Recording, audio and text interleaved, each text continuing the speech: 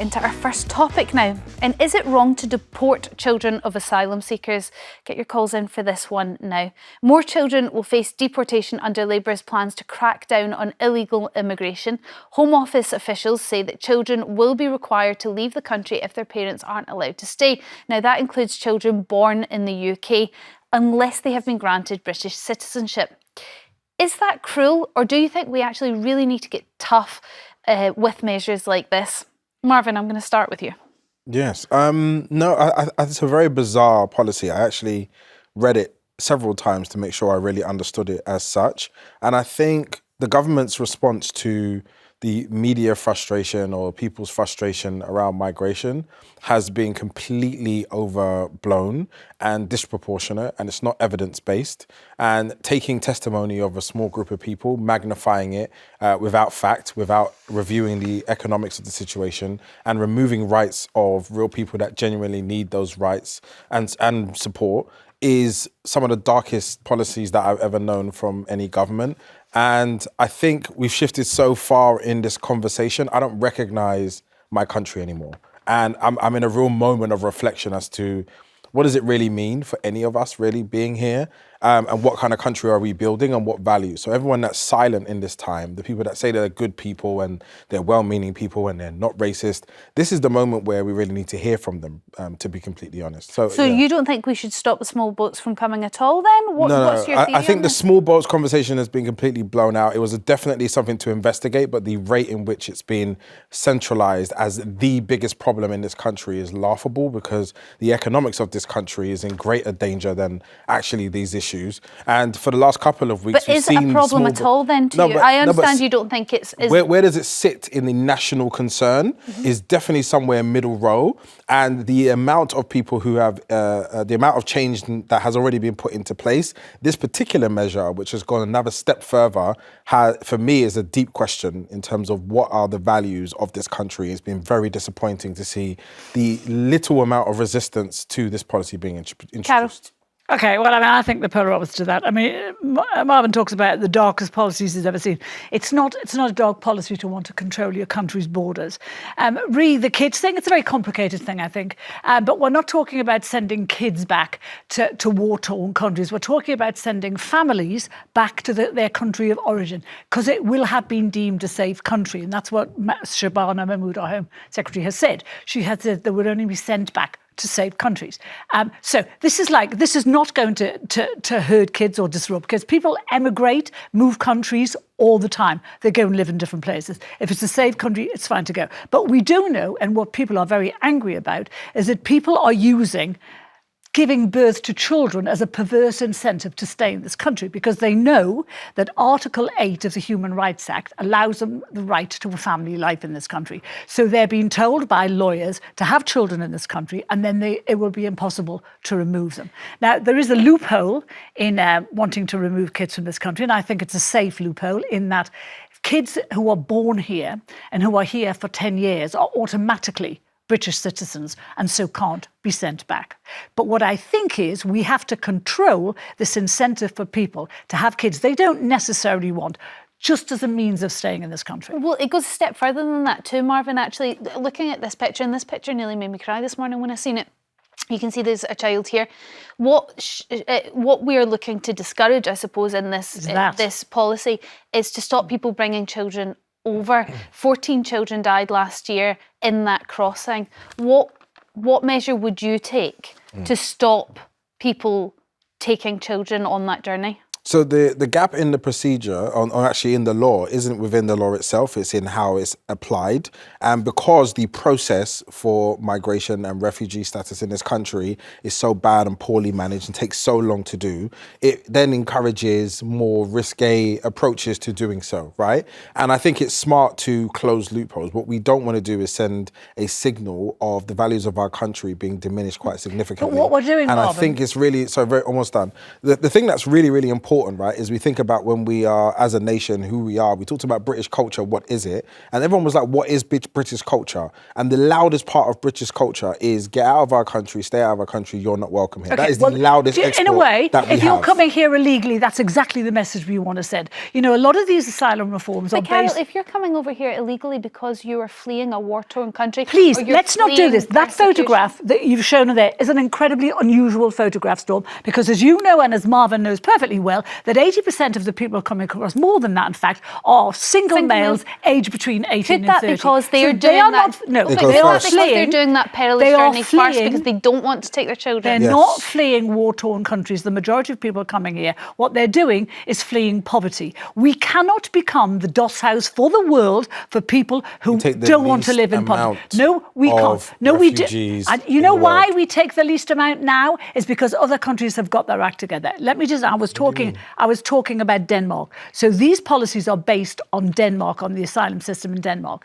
They have reduced they now have the lowest asylum numbers in the last 40 years. They've got a 95% rate of sending failed asylum seekers back.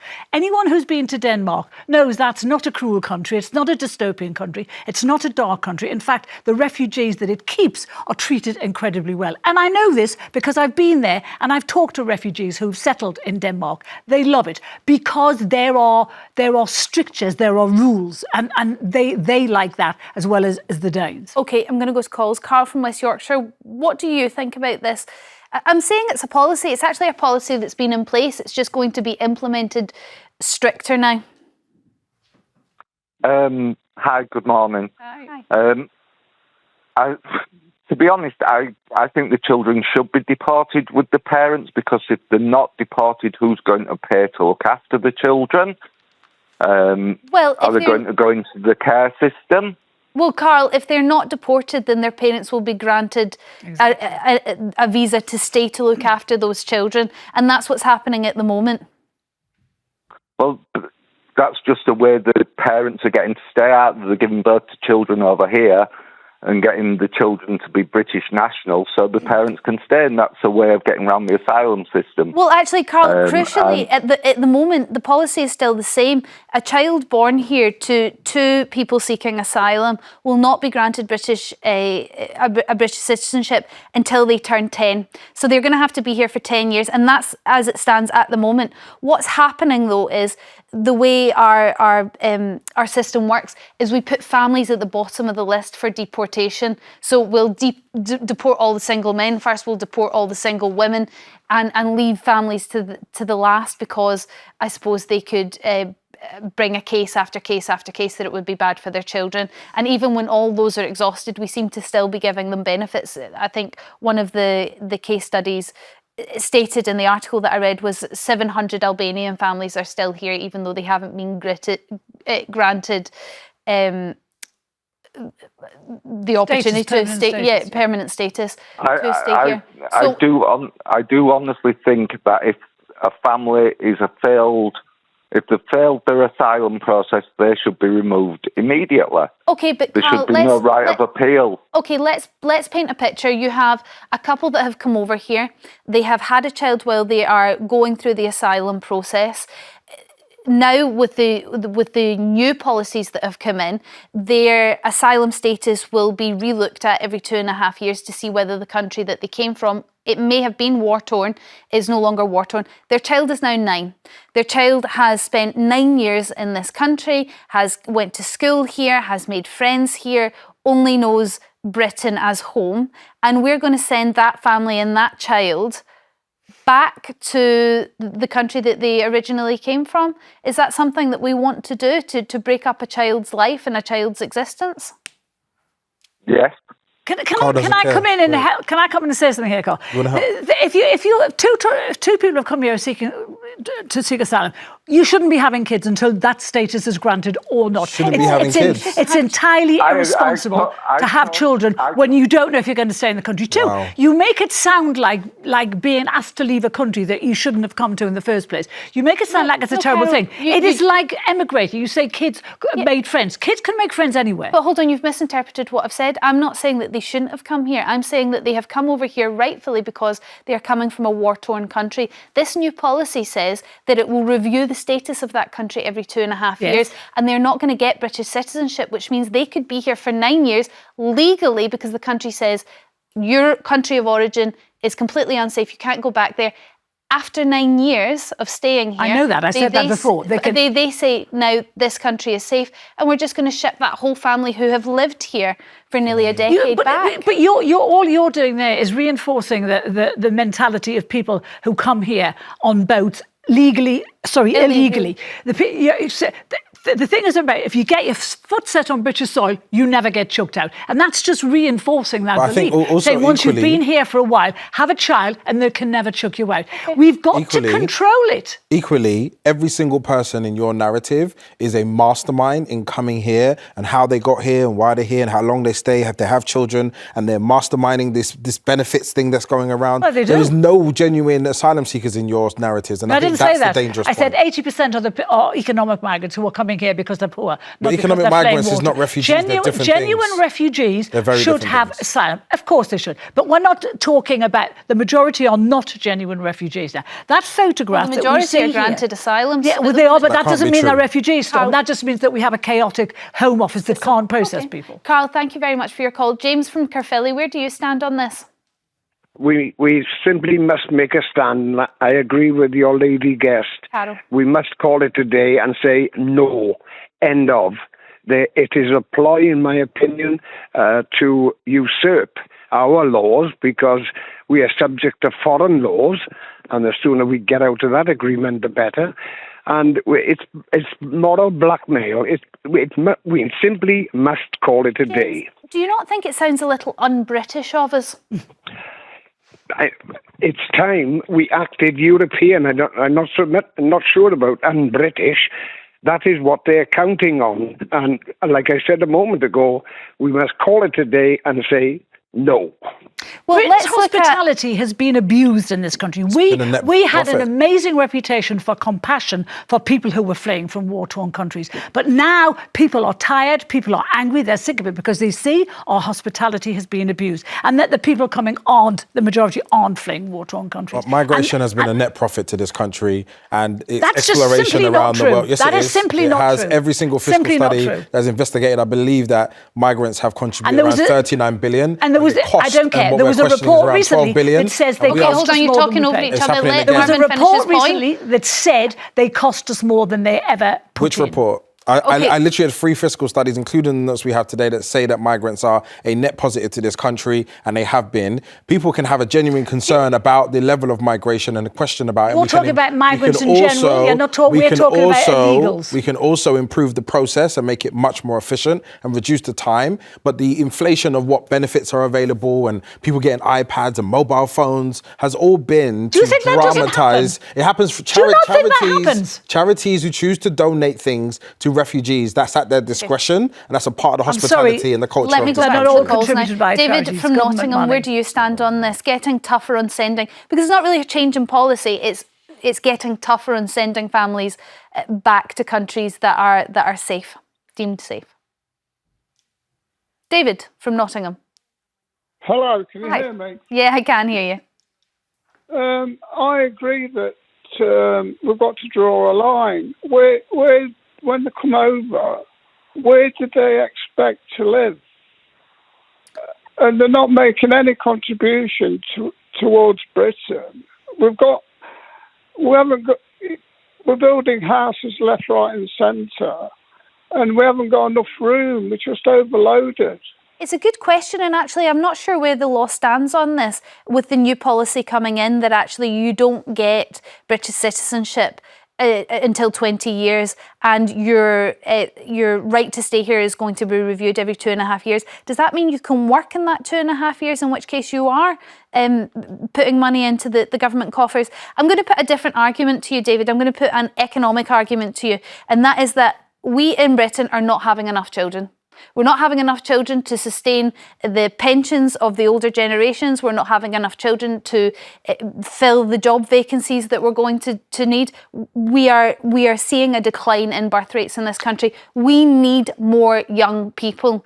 And therefore, this could be a way of allowing more young people into the country. That's a good question, but I believe we have got enough young people. Yeah, that I are mean, training economically, for we it. just We do don't. not.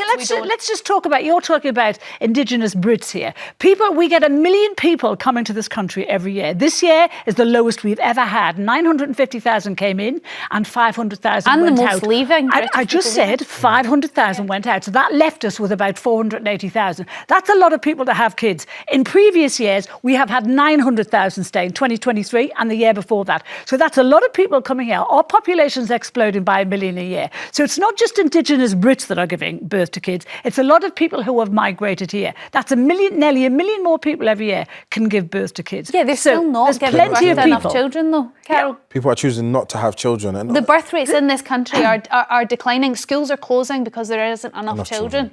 And so who's going to be paying the taxes to pay for those pensions? Who's going to be paying for the millions of people we're getting into this country? Who will contribute nothing? The people coming over on those boats, It all net the young profits. men, If you have a will child that's born contribute here nothing. and they spend 10 Britain. years here and they Nothing. become a citizen, they They work here. They will and they contribute nothing. Okay, let's go back to the phones. Angela from Derbyshire, what's your thoughts?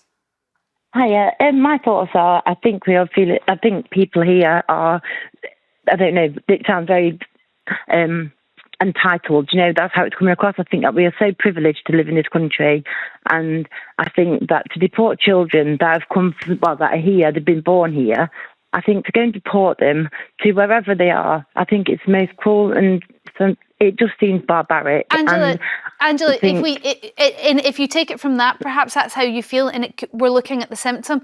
But maybe what we're trying to do is stop them coming over in the first place and taking this treacherous journey. I'm going to refer back to this picture again because it's heartbreaking, the dangers that these children are facing on this water. And part of the argument is they're taking this journey because the parents know that if they get here with a child, they're going to get more benefits, they're going to be lower down on the list of deportation, and they're going to get to stay here for a little bit longer. Now, it may be because they want to give their child a better life, it may be because they're fleeing a war-torn country, for lots of reasons, but surely we want to stop that, and maybe this is a way of doing it.